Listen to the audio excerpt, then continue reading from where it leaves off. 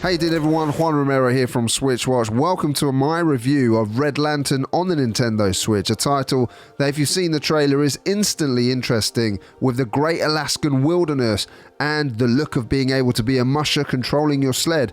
But sometimes looks can be a little deceiving. Let's break it down and find out if this is worth your hard-earned cash. We'll start with a story, and with a basic plan in place, our protagonist decides that she's had a bit of a life change, or she wants a bit of a life change. And maybe I'm underplaying that just a little bit. What would you consider such a change to be when you decide that your current life isn't for you? So you go off to Alaska, and while you're driving along, you stop off and check out some dogs, pick a team of them based on some very basic personality traits of each, and then you form a team.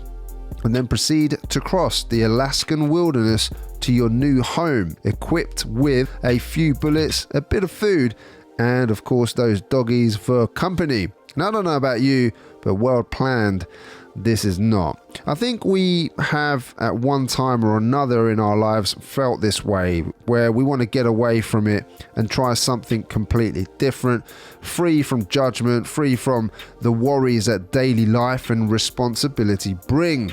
And here our protagonist decides she wants to do something worthwhile to test herself in the most testing of circumstances, doing something she's never done before to see if nature in its purest form can be a journey to finding yourself. And I can respect that. You get to know her through her voice acting and talking to herself as she sleds through the wilderness, contemplating life, and also talking to her new family, her dogs, which are, heartwarming, as you want nothing more than to make sure they are healthy and safe. And they're a team and one unit, and only together will they survive this journey, which brings them closer together. And it is up to you to complete that journey. And I think it's one that's definitely worthwhile taking, and pretty unique in how it's delivered with its voice acting. I really, really like that from the protagonist, and kind of just hearing her thoughts out loud. You're actually kind of intimidating. Okay. Sounds like you've gotten into a few fights out there in the wilderness, and that you always stuck by your musher's side, but they were afraid you would jump into a fight you couldn't win. In terms of gameplay, well, this part of the game left me a little bit disappointed, and that's probably because I expected more in truth. There's not that much to do. I reviewed another game very recently where I said that the gameplay is more of a vehicle to deliver that story in Cloudpunk, which you can watch if you hit that top right hand banner in the corner. Here it's not that much different. Gameplay is really on the more minimal side, and it's the story which takes center stage here. You see, the sled, for example, is not really controlled by you. You can leave the controller and not really touch it, and it'll be propelled forward anyway. Every so often, you have to choose to go left or right. And then you'll have some choices to make on that journey. Will you check out the animal that's dead on the side only for a wolf to turn up? Do you investigate something one of your dogs has picked up a scent for only for it to be a skunk? Or do you check out that cabin or carry on? Each choice you make affects both your hunger and that of your dogs, and you need to keep both fed. And this is represented by a circular meter for each. You see, if you do choose to investigate, you may come across a deer. The game then switches to a mini game of sorts where you'll have to match a bouncing little white ball into a kind of transparent circle, get that right, and you'll get a good shot off. If successful, you pick up some meat and you go on your way. You can then choose to stop at the next available campsite where you can light a fire if you've got enough wood, cook your meat, fill up your hunger meter, and if you don't rest, part of that meter will start to disappear over time. Your dogs also need to be fed, but you can feed them the raw meat if you wish to. Let any of these meters get to zero, and that's it. You start your next run, and that's where the rogue-lite element really comes in. You see, you also need wood for those fires, which requires finding trees, and at first you'll lose a chunk of your hunger meter every time you rip a piece of wood through force just using your hands. But if you find the axe, it becomes much easier. Each time you restart after dying, you'll start with a few more items, than before, making each run easier to get further. But in reality, whether you choose to do the same things over and over again is going to be really up to you. And that kind of gets repetitive as the character repeats the same sentences and you see the same scenes.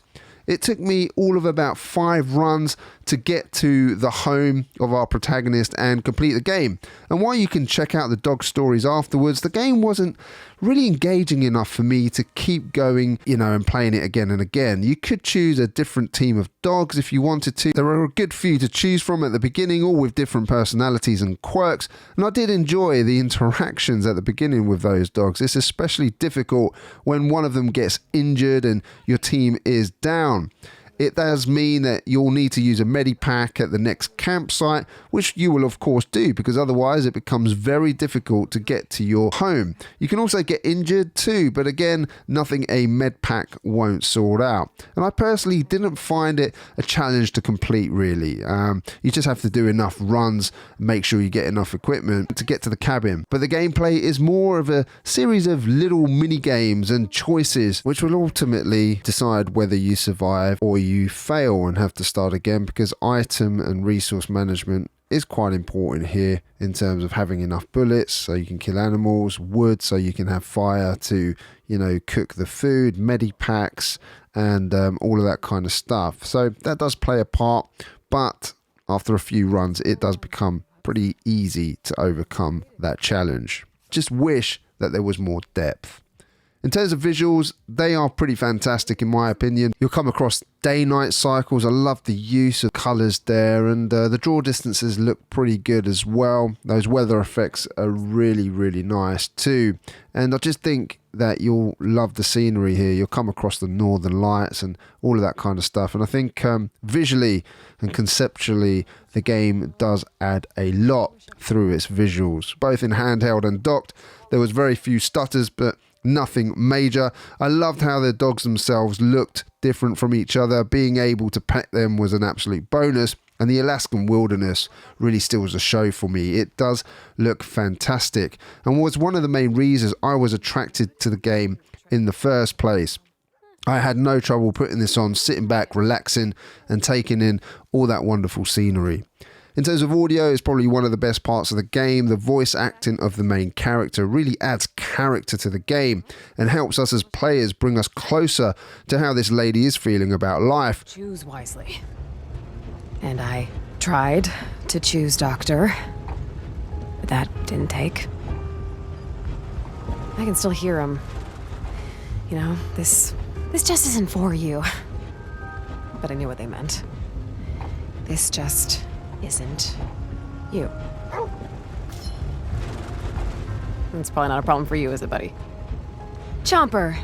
Those little snippets when she talks to her dogs and to herself on her travels is something that I think we can all pretty much identify with. The sound effects of the dogs, the sled cutting through the snow is all competent too.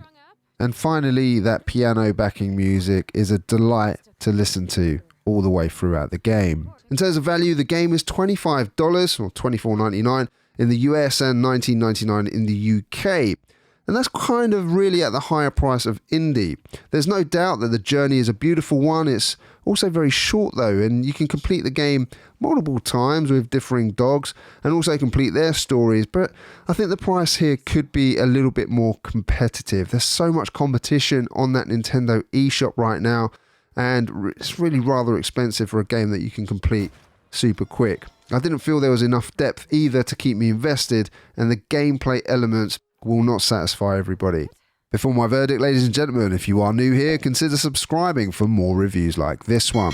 Now, Red Lantern is no doubt a beautiful game with some great ideas. It has polished visuals, audio, and a story of self-discovery. Choices you make will affect whether you live or die with its rogue-lite elements, which are not for everybody, but ultimately, while the gameplay elements are competent enough, there really isn't enough for the player to do. So temper your expectations and think of this more of a game that you're going along for the ride, and in that it succeeds. But if you expect more, you'll be a little bit disappointed.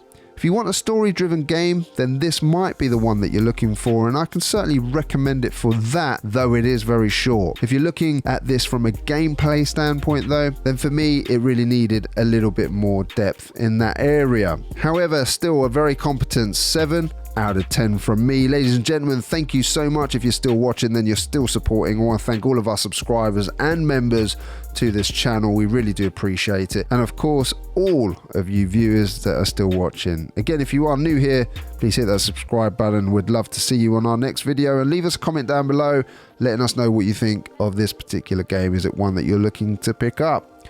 Take care, everybody. We'll see you very soon on our next video.